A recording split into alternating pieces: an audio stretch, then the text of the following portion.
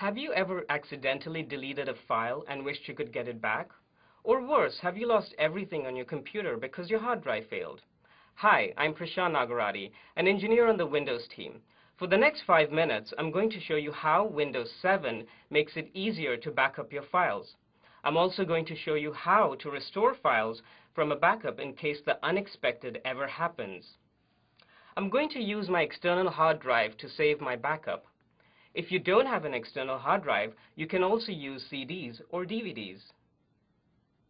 To get started, I'll plug the hard drive into my computer. Windows automatically recognizes it as a possible place to save my backups. I'll click Use this drive for backup. I'm going to keep the default setting, so Windows will choose what gets backed up. The backup includes files in common locations, such as the desktop and libraries, that automatically include your pictures, documents, music, and videos. The default setting also makes a system image, which is basically a snapshot of the drive that Windows is installed on. It contains Windows plus your programs, files, and settings.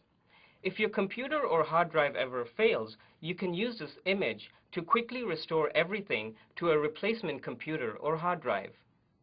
Now that I know what I'm backing up, I'll click Next. Here, I can review my backup settings. Notice that my backups will be made weekly. I can change the schedule if I want to. I'll click Save Settings and Run Backup. Once I've set up automatic backups, Windows does the rest. It keeps track of changes based on a schedule I set. I don't need to remember to create backups. And I don't need to worry. If my computer or hard drive isn't plugged in, Windows will skip the backup and catch up next time. Backup and Restore in Control Panel is where you can see the status of your backups and make changes to your backup settings. Now that I've set up the basic backup settings, I want to customize my backup. In Backup and Restore, I'll click Change Settings. I still want to save my backup on my external hard drive, so I won't change anything on this page. I'll just click Next. I want to customize what's in my backup, so I'll click Let me choose and then click Next. I can back up individual libraries, folders, and drives, or select certain items to be excluded from my backup. My friend Jean doesn't want me to back up her music, so I'm going to clear the Music Library checkbox under Jean's libraries. I'll click Next, review my backup settings, and then save my settings. Okay, now that I've set up automatic backups, what do I do if something happens to one of my files and I need to restore it from my backup?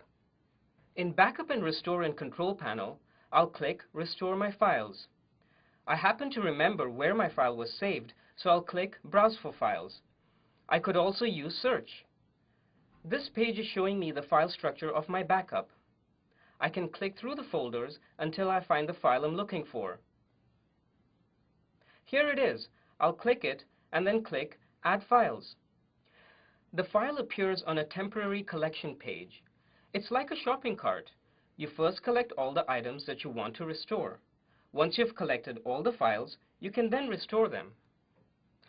I'm ready to restore my files, so I'll click Next. Here, I need to decide if I want to restore my files to the location they were in when I made my backup, or if I want to specify a new location. I'm going to put my files in a folder I created previously and move them later. I'll click in the following location and then click Browse. I'll find the folder, select it, and then click Restore. And now my files are back on my computer. Backing up your files is important. Windows Backup helps make it easier to protect the files on your PC. By setting up automatic backups, you can spend your time using and enjoying Windows 7.